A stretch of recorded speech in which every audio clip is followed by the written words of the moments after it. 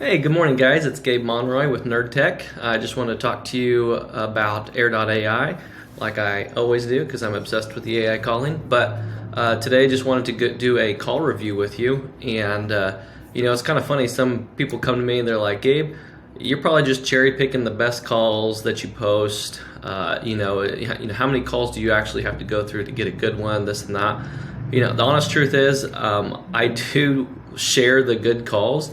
The calls I don't share are usually just hang-ups. So we do a lot of cold calling in real estate. We're very careful to scrub the lists and to make sure we're abiding by all the rules and everything. But anyways, most people, when they get a call out of the blue, they just hang up. So that is a majority of the calls. That was a majority of the calls whenever I was using Filipino callers, call center. That was even true even if I'm making the calls personally.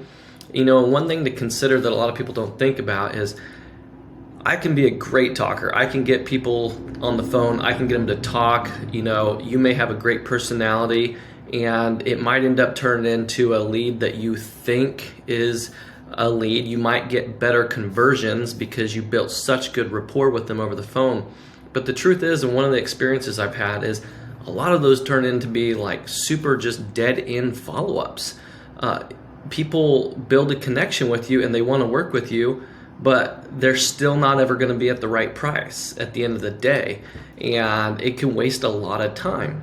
With the AI calling, yes, there might not be as good at conversions. We might not convert as many into leads for follow-up or different things down the road. But one thing that is happening is we're getting leads that are actually motivated to sell, because anybody willing to talk with AI is motivated. We're not just converting leads based off of a relationship. And I'm not saying there's anything wrong with relationship, but it's something to consider. There has to be a balance. So, you might think about that. I think relationship 100% after it gets past the AI, after they do want to sell. Absolutely, we need to build tons of rapport, hire great sales reps to work for us so that they can build that emotional connection. And that at the end of the day, our company and every company, the forefront focus of it should be to serve people.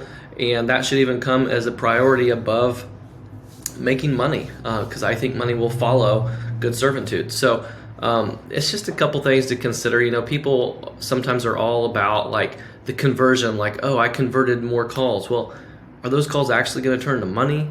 Is it just long-term dead end follow-ups? So keep that in the back of your mind. But the truth is the AI calling is working for us. I'm going to share another example of a good call. I've showed some examples where they hung up and said, I don't own the house. There's examples of that too. I don't believe anybody who's truly motivated is just going to hang up.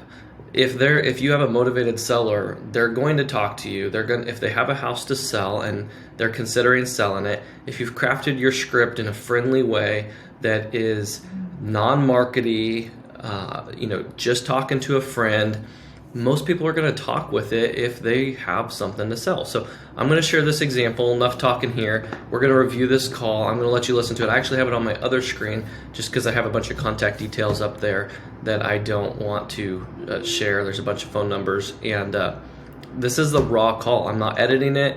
It's being played straight off of the Air.ai recordings, and this call came in yesterday at 3:30 in the afternoon. So here it is. I'm sorry if you're hearing background noise. I have my mic turned off. I have to do that so that the sound comes through so I can share this recording live.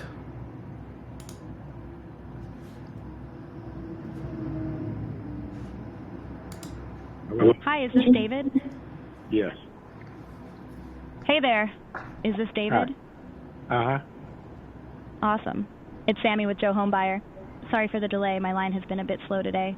We are a local company here for nearly 10 years, and we just wanted to know if you might consider an offer on your property at 22441 Park Avenue.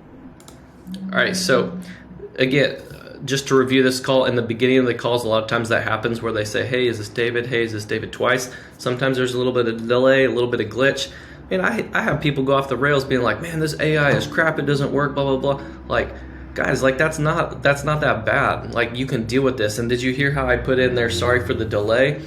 And that works really, really well. Anytime you put that in your script, I put that in every script at the beginning now, and it just calms people down. They're like, oh yeah, okay, no, I get it. That's a real world thing. There's always delays on phones. It's not a big deal. So yeah, I just want to share that because sometimes these delays make people mad, and they just think the AI should be absolutely perfect, and it doesn't got to be perfect. We're using this as a tool. So we'll continue to listen to the script here. You'll see how I use it as a tool and how it sounds, like this is a company. We're using this as a white glove service to respect their time, and we're just trying to get an appointment set, get some details. 2441 Park Avenue? Yeah. Mm-hmm. Sorry about that. It's actually 2441 Park Avenue. So Right. do you happen to own the property at 2441 Park Avenue? Yes.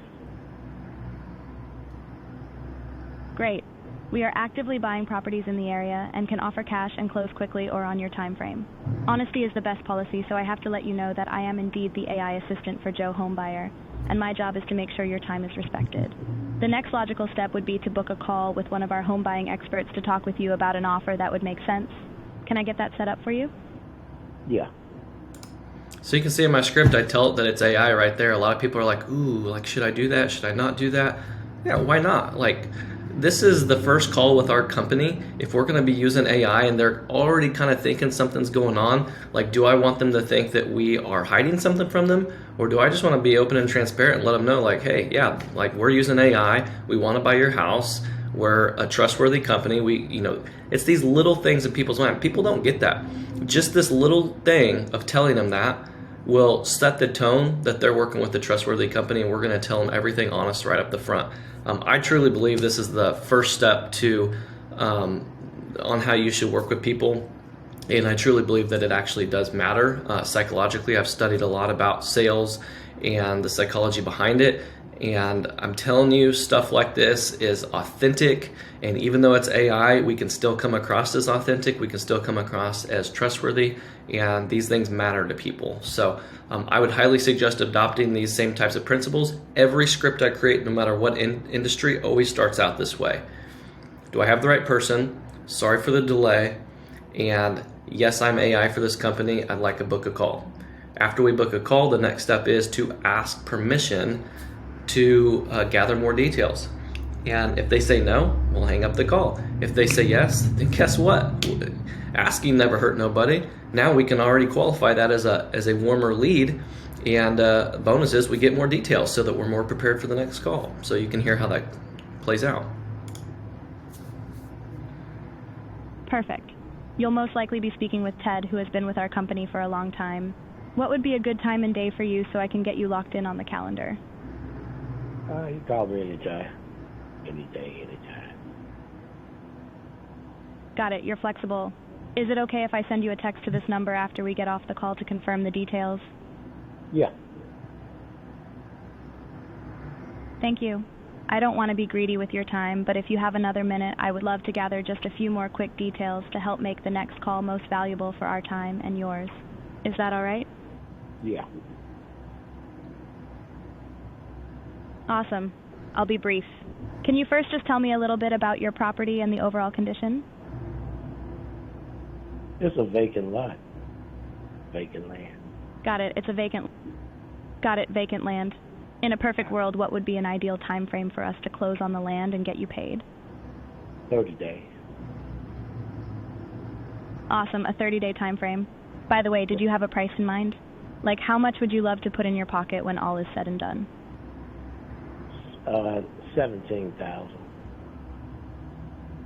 Makes sense. You're looking to put $17,000 in your pocket. Last question before we wrap up. Is there anyone else you want to make sure is present for the call when our home expert calls you? Like anyone that would be important for you to hear the details to help you make the best decision? No, I can't be no more. All right, no problem. I have taken detailed notes to pass along. So, is there any other question I can answer for you now? That's it. Perfect. Well, I'm really excited to hear how your call goes. I will pass along my notes and make sure you get called on time. I hope you have an awesome rest of your day.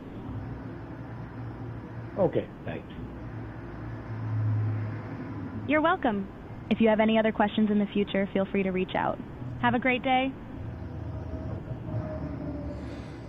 Yep, so you can see at the end of the call, sometimes it has that back and forth trying to end it. There is an end call action, so we could have ended that a little sooner on the first. Some people don't like it to continue to say, yeah, have a great day. Sometimes it says that a couple times, so we can fix that, but I don't really care about that type of thing. But I mean, listen to it. That was not edited. That was live review right there for you. We click a button in my Air platform for cold calling. It goes to our CRM, and our sales rep starts working that lead, so they'll get a call back immediately. But there you go, guys. Leads, it works. I think that came from a list of 5,000 or 4,000 that we called, and we had I think a couple hundred pickups and a handful of leads. So I think we spent about $100 or so, plus some telephony charges from Twilio. There's a few things like that, but it really works, guys. And that's just one out of a few that I could have demoed, and maybe we'll do some more of these because I think people are skeptical, but it's really working. Just want to share that with you. If you have any questions, reach out. I always put my link down below. If you want to schedule a call, schedule another demo, if you want help getting this implemented, be happy to help. I'm loving it, and have a great weekend.